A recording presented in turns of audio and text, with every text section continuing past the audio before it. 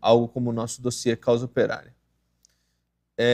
Bom, vamos falar do nosso tema central aqui, né, que é a questão da crise dos bancos aí que está nos Estados Unidos, que está mexendo aí com todo o sistema financeiro e botando o pessoal em pânico, né? O que acontece?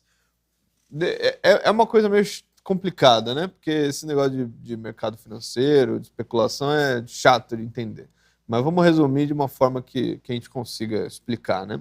Um banco no Vale do Silício, o Banco do Vale do Silício, foi nos Estados Unidos, foi na Califórnia, né? Que é o estado mais rico mais desenvolvido, mais rico dos Estados Unidos, é a Califórnia, né? Tem a questão da tecnologia, do Vale do Silício e tudo mais.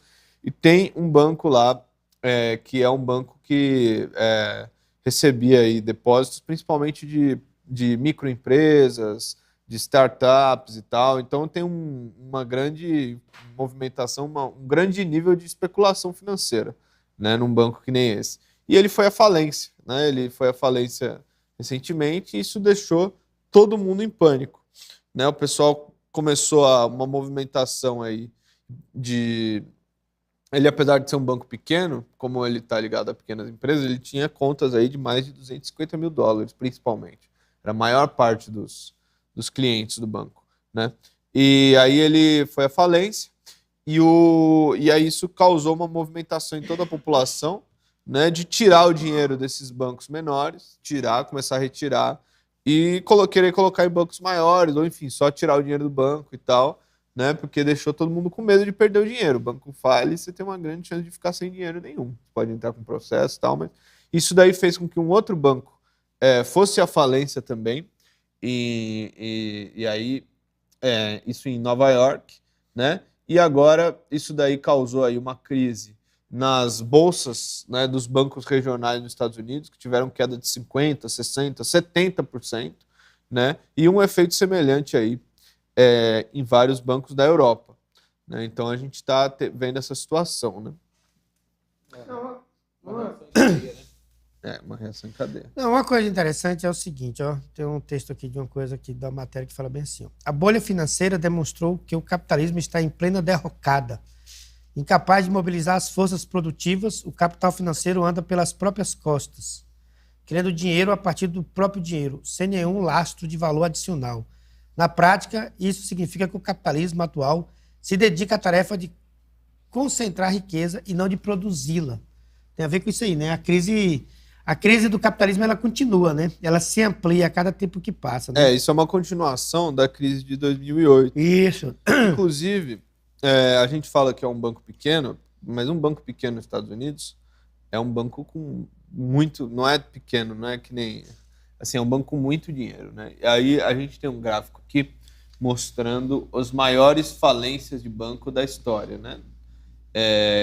Então, queria que a produção colocasse só para a gente destacar o tamanho do negócio, né? Então, você fala em banco pequeno, o pessoal pensa, não, é um banco pequeno, tem um dinheirinho lá, mas não é assim, né? Tá aí, ó. A maior falência de todas foi em 2008. Foi o Washington Mutual, né? Não, mas falando de banco, né? Na cidade de Seattle, né? Agora, as duas, logo abaixo, foram essas que aconteceram agora, 2023. O banco do Silicon Valley, né? O Banco do Vale do Silício, Santa Clara, Califórnia, ele tinha 209 bilhões de dólares como é que chama isso daí? Não lembro como traduz essa palavra. Mas ele tinha 209 bilhões de dólares no fundo dele.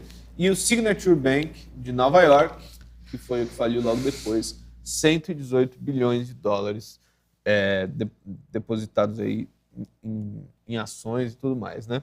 Então, é uma crise muito grande. É muito grande. Inclusive, o terceiro que está ali na lista, o quarto, né? O quarto banco que está na lista, é uma diferença muito grande de valor, né? Para os outros bancos que estão abaixo aí. Então, são dois bancos aí bem grandes, né?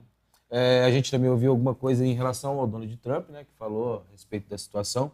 Segundo ele, essa seria a crise até maior do que a crise de 1929, né? E daí está abrindo toda uma cisão aí, que já tem, né, essa polarização entre democratas e republicanos nos Estados Unidos, mas um está tentando culpar o outro aí dessa crise que, como o Chico coloca aí, é só uma continuação da crise de 2008, né, Chico? Não, exatamente. O negócio pode se alastrar, né? Ontem eu estava, sei lá, olhando TikTok. Aliás, foi hoje de manhã que eu vi. No TikTok aparece um vídeo de um deputado nos Estados Unidos, não sei quem é e tal, não atentei ao nome dele, mas ele postou o vídeo, era 2 horas da manhã, e ele fala assim, ó, são 2 horas da manhã, né? Tô aqui postando esse vídeo logo depois de uma reunião que a gente fez emergencial com os membros aí do Congresso, os outros deputados e tudo mais, fizeram uma reunião emergencial de madrugada para discutir o caso, né, para ver o que fazer. E aí ele fala, né, que a mensagem que ele tem para o público é a seguinte: ó, você fique tranquilo, né, você não vai perder seu dinheiro, não tire o seu dinheiro do banco. Não, o maior medo do cara era o pessoal começar. Ele faz o vídeo, eu acho que deve ter tido vários, né? Esse foi um que eu vi, mas deve ter tido vários, avisando a população de que isso daí geraria a maior crise. Imagina se todos os bancos começam a falir, um depois do outro. É uma coisa meio automática, né? O cara vê lá os seus 2 segundos maiores bancos aí quebrando. Você tá lá num banquinho pequeno lá, você fala, pô, eu tenho que pôr esse dinheiro debaixo do colchão, né, Márcio? Não, sabe o que chama a minha atenção nisso aí, nessas crises? É que o governo, de imediato, já libera bilhões de dólares para salvar esses banqueiros. Aí você vê a situação dos trabalhadores dos Estados Unidos, a situação de quem está trabalhando, você não há nenhuma preocupação. Mas para salvar o dono dos bancos, essa semana mesmo foi milhões, né? Não sei se já chegou na casa dos trilhões, bem provável que sim, né? Porque assim, para salvar um banqueiro, de todas essas crises aí, né? A de 2018, outros bancos que quebraram de lá para cá. Na própria crise da pandemia, o governo norte-americano liberou um pacotão aí, que era, não lembro o valor agora, né?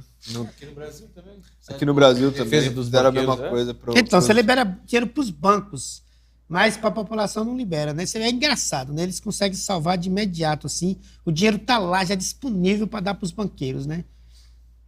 É uma coisa muito impressionante, né? E agora tem toda essa discussão, né? Os democratas falam que a culpa é do Donald Trump, porque ele teria diminuído a regulação em cima dos bancos durante a gestão dele. O Donald Trump fala que a culpa é dos democratas, mas no fim das contas não é questão, a questão não é essa. Isso daqui é uma continuação da crise de 2008, que não se remediou, né? E não parece que vai se remediar tão cedo. Não há nenhum indício de que a coisa tenha alguma melhora. Não teve de 2008 para cá, e agora as condições para isso são ainda menores do que era coisa de 20 anos atrás, né? 15 anos atrás. Não, com esse dinheiro que os bancos soltam, que o Estado, que o governo solta para os bancos privados aí, né? O pessoal fica falando aí das tetinhas do Estado, né? Não. Aí isso aí não é nem uma teta, isso aí é uma coisa que chupa, assim, né? Um chafariz de... chafariz de dinheiro. Aí o que acontece? Isso aí cria uma crise muito grande, tanto no próprio país, como nos demais países, porque pode gerar uma recessão gigante isso aí, né? E com a recessão, milhões de pessoas serão jogadas na rua da amargura, né? Você pega o cara que está empregado, joga para a rua, o cara que está na rua, ele vai para onde, né? O cara que já está na rua, não tem... Aí acaba a expectativa total, né? Aí você vê as ruas dos principais estados lá nos Estados Unidos, ela é cheia de drogados e mendigos, né? Você vê tipo uma Cracolândia, como é que diz? Céu aberto? Mais sofisticada, né? Não sei, porque não é mais sofisticada porque o pessoal tá na rua também, né? Mas é um país imperialista, um país que tem muito mais dinheiro que o nosso, né? Então você vai afunilando ali. Então o problema é que é assim, ele tira dinheiro que poderia ser usado para várias coisas que eles não usam, né? Salvo os banqueiros, e a situação da população ela vai deteriorando, né? E o Chico tá falando que isso aí tá respingando já na Europa, né? Então, com a questão da guerra também, a situação da população europeia lá deve estar tensa, né? Sim. Imperialismo, então, em pânico, né? Exatamente. Não, a crise é total, é verdade. A somada à questão da guerra. Nos Estados Unidos, você tem uma ideia, né? Durante a pandemia, 3 milhões de pessoas pediram auxílio-desemprego. Imagina agora. Nossa. Não, porque essas galera não arrumam emprego. Pra cá. Não foi. Aí tem essa crise aí, os bancos quebram, eles têm que injetar dinheiro lá nos banqueiros, e aí? Não vai... Porque o capitalismo é assim, eles não produzem nada, eles vivem da especulação aí, né? É dinheiro fictício, É né? dinheiro... E aí o que acontece? É crise em cima de crise. Aí o pessoal que é fã aí, que fala que o capitalismo é isso, o capitalismo já faliu há muito tempo, né? Eles, para se sustentar, eles ficam usando o dinheiro do Estado aí para garantir o lucro dessas empresas que não produzem mais nada, né? Aliás, tem tempo que eles não produzem nada, né? Eles não vivem do que produzem, do que vendem. Eles vivem da especulação, né? Exatamente.